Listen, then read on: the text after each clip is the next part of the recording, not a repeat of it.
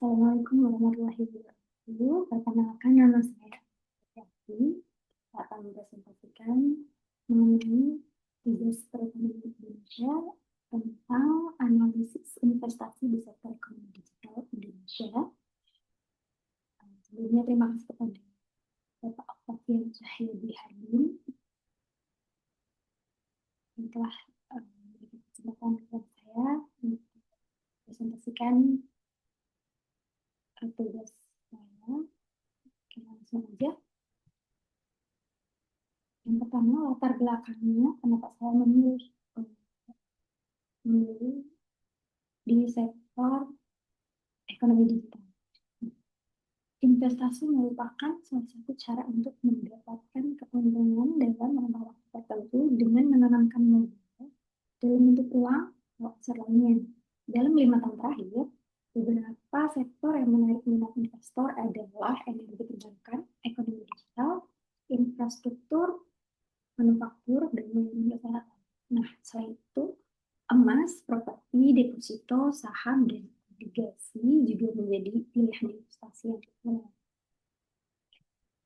Nah, menganalisis sektor ekonomi digital berarti mengkaji berbagai aspek terkait dengan pemanfaatan teknologi digital dalam kegiatan ekonomi, termasuk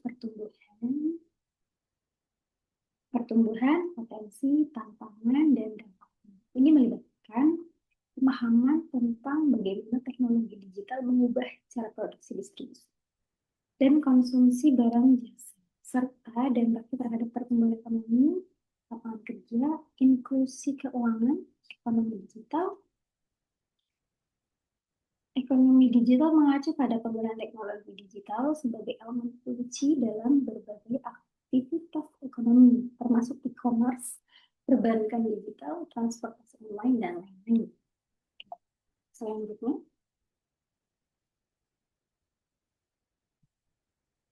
faktor utama yang membuat sektor ekonomi digital itu menarik bagi investor adalah potensi pertumbuhan yang tinggi, akses pasar yang luas, efisiensi operasional, dan inovasi yang terus-menerus. Selain itu, dukungan pemerintah dan perkembangan teknologi juga menjadi faktor pentingnya. Nah, ini ada beberapa rencana untuk potensi pertumbuhan yang tinggi itu termasuk ke dalam pertumbuhan e-commerce dan fintech yang besar.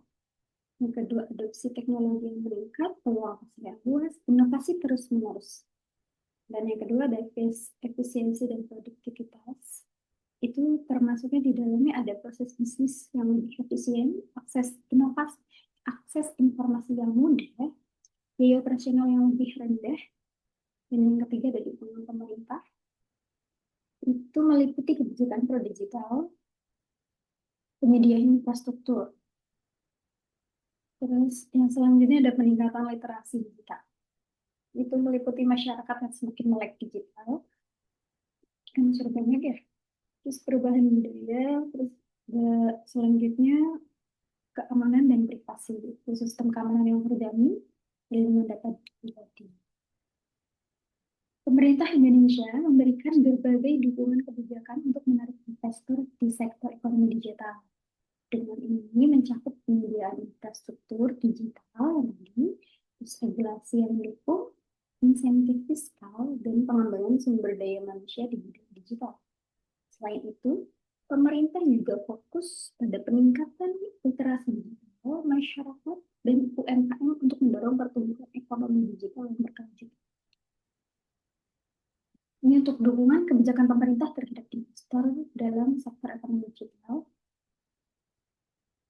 Berikut adalah beberapa bentuk dukungan kebijakan pemerintah. Yang pertama adalah infrastruktur digital, meliputi pembangunan jaringan, penyediaan satelit, pengembangan pusat data. Terus yang keduanya ada regulasi dan kebijakan. Itu meliputi Omnibus Law Undang-Undang Cipta Kerja, Daftar Prioritas Investasi atau DPI, regulasi perlindungan data, kebijakan e-government. Terus yang ketiga ada insentif fiskal, meliputi fasilitas pajak dan fasilitas pembiayaan. Terus yang keempat adalah pengembangan sumber daya manusia itu meliputi di dalam ada pelatihan dan pendidikan literasi. Pelatihan dan pendidikan dan yang kedua adalah literasi digital. Dan selanjutnya ada ekosistem digital itu meliputi dukungan startupnya dan kemitraan strategis. Ini kan ada visi dan strategi nasional. Ini ada strategi nasional pengembangan ekonomi digital. Terus selanjutnya adalah tren investasi dalam ekonomi digital dalam 5 tahun terakhir. Nah, dalam 5 tahun terakhir ini, investasi di sektor ekonomi digital Indonesia mengalami tren positif dengan pertumbuhan yang signifikan, terutama pada e-commerce, pembayaran digital, vintage, dan layanan berbasis cloud. Peningkatan ini didorong oleh kemudahan akses internet, penetrasi smartphone, dan adopsi teknologi digital oleh masyarakat dan bisnis. Investor asing yang berinvestasi di sektor ekonomi digital di Indonesia itu adalah Singapura, menjadi salah satu investor asing terbesar di sektor ekonomi digital di Indonesia, diikuti oleh negara-negara seperti Hong Kong, China, dan lainnya. Investor asing seperti Google, Facebook, Temasek, Allianz, dan SoftBank juga berinvestasi di berbagai perusahaan digital Indonesia, termasuk di sektor konsumer, kesehatan, logistik, dan pendidikan. Jumlah investasi Singapura di Indonesia mencapai 4, miliar US atau sekitar 75,9 triliun pada kurs yang 16.500. Nah, posisi Singapura jauh di atas investasi Hongkong yang sebesar 2,2 miliar US atau setara dengan 36,3 triliun rupiah. Realisasi investasi Indonesia pada kuartal 1 2025 tercatat 465,2 triliun rupiah atau 24,4%, dan targetnya 1.905,6 triliun rupiah. Sumber investasi itu terdiri dari penanaman modal dalam negeri yang sebesar 234,8 triliun rupiah atau 50%, 50,5%, dan penanaman modal asing yaitu 230,4 triliun atau 49,5%. Nah, dan dampak investasi asing terhadap sektor ekonomi digital Indonesia, investasi asing di sektor ekonomi digital Indonesia secara umum membawa dampak positif seperti peningkatan pertumbuhan ekonomi, penciptaan lapangan kerja, dan strategi teknologi.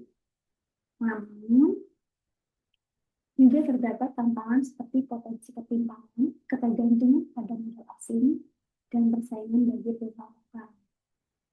Dampak positifnya meliputi pertumbuhan ekonomi, penciptaan lapangan kerja, transfer teknologi dan keterampilan, diversifikasi ekonomi. Dampak negatifnya itu ada meliputi ketimpangan, ketergantungan, dominasi perusahaan asing, gangguan lingkungan sosial, dan ketidakpastian pekerjaan. Nah, ini pentingnya peran pemerintah yang tepat. Pemerintah perlu memiliki kebijakan yang seimbang untuk mengoptimalkan manfaat investasi asing sambil meminimalkan dampak negatif.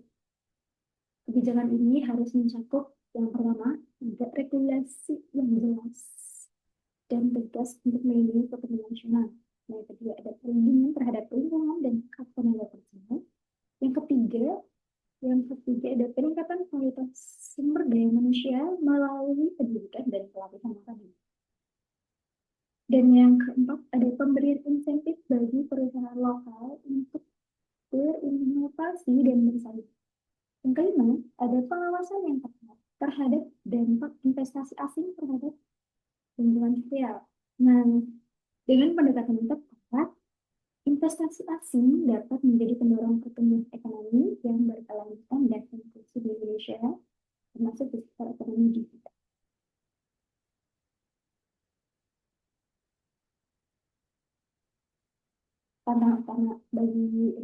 asing terhadap sektor ekonomi digital, yaitu investor asing melihat ekonomi digital Indonesia sebagai lahan potensial dengan peluang pertumbuhan yang besar. Namun juga dihadapkan pada sejumlah tantangan. Peluangnya meliputi pasar yang besar dan terus berkembang, pertumbuhan ekonomi digital yang pesat, adalah dukungan pemerintah, potensi inovasi, diversifikasi investasi. Tantangannya ada infrastruktur digital yang belum merata, kesenjangan digital, regulasi yang kompleks, keamanan siber, keterbatasan sumber daya manusia, dan persaingan global. Nah, dengan mengatasi tantangan ini yang tadi, Indonesia dapat memaksimalkan potensi ekonomi digital yang menarik lebih banyak investasi asing yang berkualitas dan menarik, yang pada akhirnya akan mendorong pertumbuhan ekonomi yang inklusif dan berkelanjutan.